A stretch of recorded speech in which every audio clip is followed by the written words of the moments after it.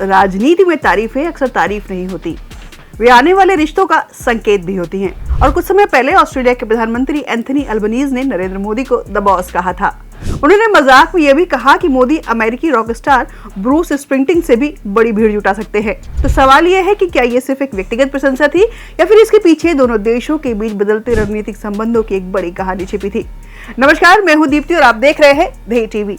चलिए आज इस वीडियो के जरिए समझते हैं विस्तार से, क्योंकि अब वही ऑस्ट्रेलिया भारत के लिए एक ऐसा दरवाजा खोल रहा है जिसका इंतजार भारत कई वर्षों से कर रहा था। दुनिया के सबसे बड़े यूरेनियम भंडार वाला देश अब भारत के परमाणु ऊर्जा कार्यक्रम का एक महत्वपूर्ण साझेदार बनने जा रहा है।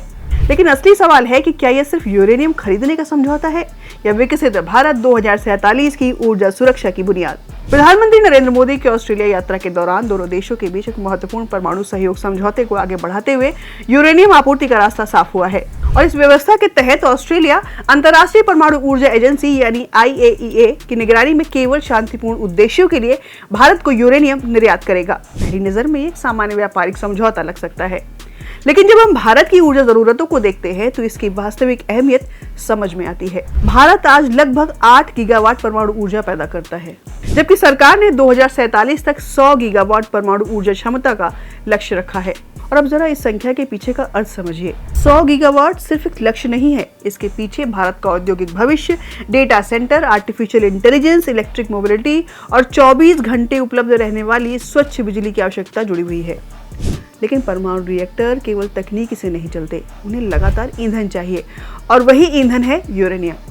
और फिर यहीं पर ऑस्ट्रेलिया की भूमिका बेहद जरूरी हो जाती है, क्योंकि दुनिया की लगभग 32% यूरेनियम भंडार ऑस्ट्रेलिया में मौजूद है और उसका यूरेनियम उच्च गुणवत्ता का माना जाता है। भारत और ऑस्ट्रेलिया के बीच परमाणु सहयोग समझौता 2014 में हो चुका था, लेकिन विभिन्न प्रक्रियागत कारणों से वास्तविक निर्यात शुरू नहीं हो पाया और अब वह बाधा भी समाप्त हो गई है। और इसमें दिलचस्प बात यह है कि ऑस्ट्रेलिया स्वयं अपने परमाणु बिजली घरों के लिए यूरेनियम का उपयोग नहीं करता, बल्कि दुनिया के प्रमुख निर्यातकों में शामिल है। लेकिन यह यात्रा केवल यूरेनियम तक सीमित नहीं रही।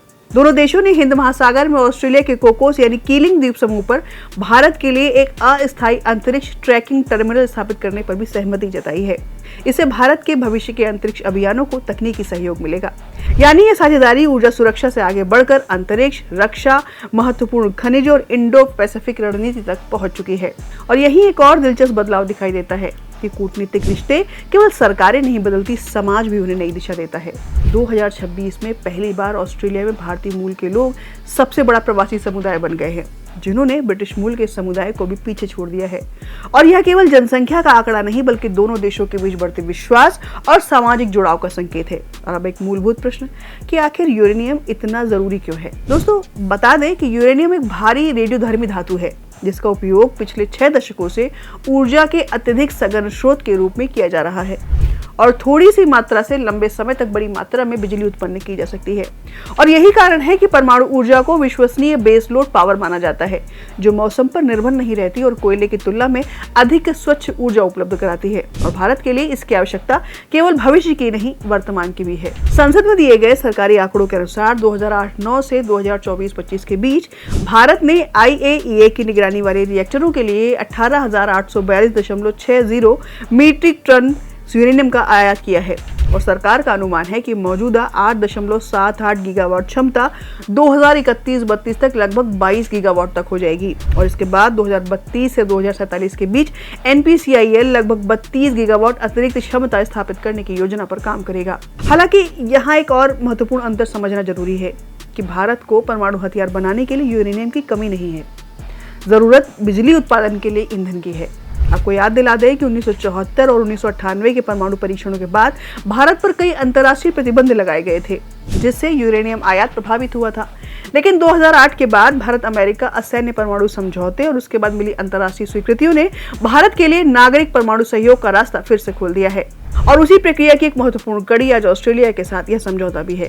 इसलिए इस पूरे घटनाक्रम को केवल यूरेनियम के व्यापार के रूप में देखना शायद अधूरी तस्वीर होगी। और ये समझौता भारत की ऊर्जा सुरक्षा, स्वच्छ ऊर्जा संक्रमण, अंतरिक्ष सहयोग, इंडो पैसिफिक रणनीति और दीर्घकालिक आर्थिक विकास, इन सभी को एक साथ मजबूती देता है।